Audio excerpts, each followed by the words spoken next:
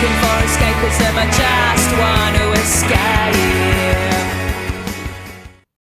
Welcome back to my disembodied voice. The other night, me and Mrs. Crow finally decided to bite the bullet and watch Halloween Ends. Now, I had not heard much love either from critics or fans alike for this film, and Halloween Kills had personally alienated me from even bothering to seek this out, but to finish it off, we thought we'd give it a go. I did a video a while back about how Halloween 2018 had brought nothing new to the table, seemingly rehashed old tropes in The Emperor's New Clothes and set pieces rushing to get to the bloodshot killgasm, but now seeing how this one had tried to be so radically different, I wanted to look at why this film didn't work, ask what were the writers thinking, and also look at how Halloween should really have ended. So, quick catch up. After the town going mental one night and searching for Michael via mob rule, and Michael somehow standing up after being beaten to a pulp with bricks and baseball bats only to kill the mob who were pounding on him, 4 years have now passed since the events of Halloween Kills. We are now spending time with charisma vacuum Corey, who is babysitting on Halloween, and, as Michael's memory fills the very gossip and legend which permeates the air of the town, the snot-nosed little brat who he babysits goes missing and, after some half-baked tension, it appears this is all a trick of the obnoxious little turd and he traps Corey in an attic. Anyway, Corey breaks down the door, knocks the lad off the landing, and we have a truly wonderful scene of the little turd falling to his death, and so the film can now begin in earnest.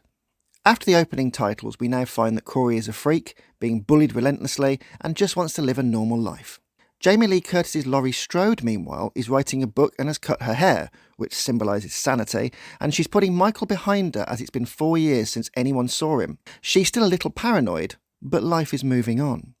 Anyway, to make a long story less long, Corey finds Michael, Jamie Lee Curtis's granddaughter likes Corey, then there's killing, chasing, yada yada yada, and we end up with Corey dying and Michael Myers facing off with Jamie Lee Curtis where, after lots of nods and Easter egg winks to their 1978 fights, Michael Myers is killed and then driven into a shredding machine where we say goodbye forever.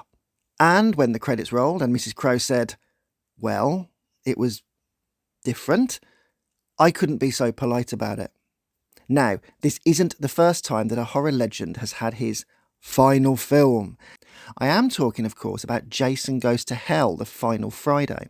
In that movie, we start with an epic scene of Voorhees chasing a girl in a towel, only for him to be blown to smithereens, and then, due to someone noshing on his ticker, his evil passes from extra to extra as aspiring nobodies stab wannabe porn actors, and we don't see Jason again until he reforms at the end for an almighty fight with the protagonists where he is finally vanquished for good.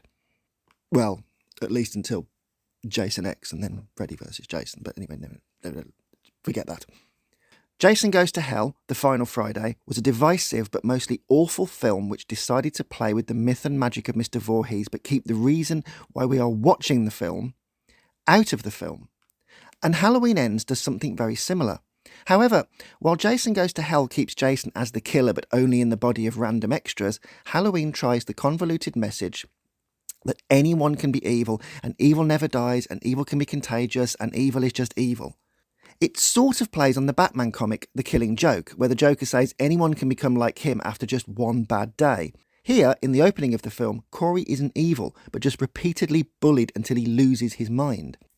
Then, after entering into the sewers where we finally see Michael Myers after about a third of the film has passed, he pairs with Michael via some kind of psychic Bluetooth, as there is something in Corey's eyes that Michael seems to understand.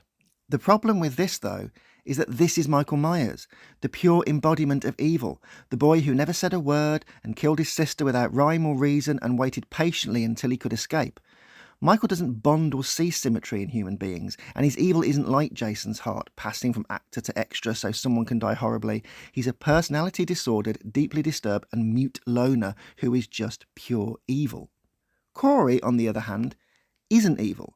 He's just picked on, and even then, when falling into the love arc of the story, far from a monstrous child. Yes, he's bullied and a bit of a loser who has to live with killing a child accidentally, but it makes no sense for him and Michael to become pals and go on a killing spree. Michael hiding in a sewer and then connecting with another human flies in the face of everything John Carpenter set up. It's a lazy message, a millennial misunderstanding of a character who was so raw and simple he didn't need any backstory and certainly had no empathy.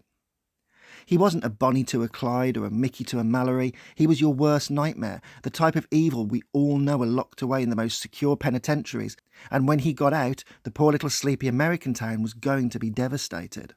Speaking of Haddonfield, what has happened to the decent, likeable, and generally stereotypical cast? Everyone in Halloween Ends is completely reprehensible. They are either bullies without redemption or a dubious doctor who shags his shallow subordinates and gives them a promotion in return for a bit of head. There's no sympathy or empathy with the characters, just a vicarious glee when they are killed. Take the 1978 version. Linda and Annie aren't vile, they're just vacuous teens. It's more shocking when Michael kills people who are harmless, charming, or have some substance. But killing people with neon signs that just say, "Not a nice character," is just shooting fish in a barrel for the writers. Jason Goes to Hell followed the exact same line that evil can transfer, albeit by eating Jason's heart. But the fact that Halloween Ends decided to emulate this evil can be anyone and evil never dies is just silly. Michael dominated the 1978 film, the 28 film, and even posed some really good questions about vigilantism in Halloween Kills.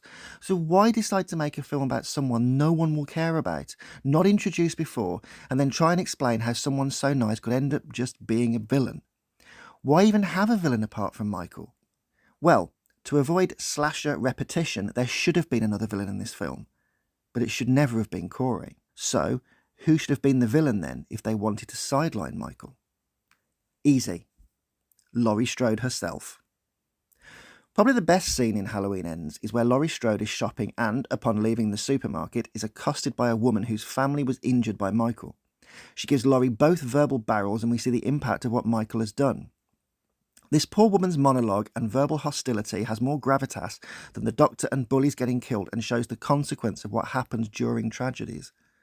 It's a complete change of tone, and it comes out of nowhere. Jamie Lee Curtis leaving the shop smiling, and then all of a sudden accosted and completely confronted by someone who is going through hell. I said in my Halloween 2018 video that Laurie should have been the reason Michael escaped after a botched hit or something else, because she's at fault then and we generate genuine conflict and guilt over the people who are dying. Here, after Michael has vanished and the town gotten angry about things, the focus should have been on the mental impact and guilt on Laurie. Also, if Michael is gone, then let him be gone. The last thing the town needs is Laurie Strode searching for him and digging up problems, so imagine the police arresting her and telling her to stop. Imagine the conflict of Laurie causing Michael to accidentally return again. Or how about Laurie kills someone she thinks is Michael, such is her mental obsession to find him. After being shunned by the town and dealing with people shouting with her and blaming for all of this, Laurie should have been the one staring into the wall, looking past the wall and seeing only Michael, and being determined to either find him or, if she was in a safe house for her own protection, as the town hate her, breaking her out because she knows where he will be hiding. The possibilities are multiple, but Corey has nothing to do with Halloween lore and feels out of place. The idea of a bullied kid going bad and taking revenge via an inhuman level of evil is a great film, but not this film. It's like the writers played with the idea of Michael's evil living forever so they could make more Halloween films without Michael Myers, only to realise halfway through that people have already tried that. Remember Halloween 3, a Michael-free film? So didn't bother and went back to just Laurie versus Michael ending and we'll kill Corey and forget about him anyway. Finding Corey, Halloween Ends, is a mess of a film. An odd bullied boy teaming up with a lone sociopath to kill people for no other reason than they are dicks, and Laurie's sideline until the end is unforgivable. Halloween was about Michael and containing the evil and the danger he posed to society once out of hospital. Yet by having him skulking in the sewers like a loser, afraid of coming out, eating stray vagrants, it changes everything about him. Yes, the idea that he needs the mask is interesting and has been explored in the 2018 version. There's also a great episode in Series 2 of Luther where a killer has to wear a mask to become fully evil and go through what he does. But the mismatched muddle of Corey and his motivations and Michael and Laurie's ending is a mess, the writers being lazy while thinking they are clever. Hopefully, this is it now for Myers. He's been killed not by the car crusher, but by a trilogy which bored and was full of too much studio gloss and lack of tension, patience, and films which were almost afraid of losing interest, so vacillated between pointless kills and out-of-place jump scares. Final films are your payoff, the climax of everything before, not a reason to vanish up your arse and tell a story of Bluetooth evil with some loser kid that no one really cares about.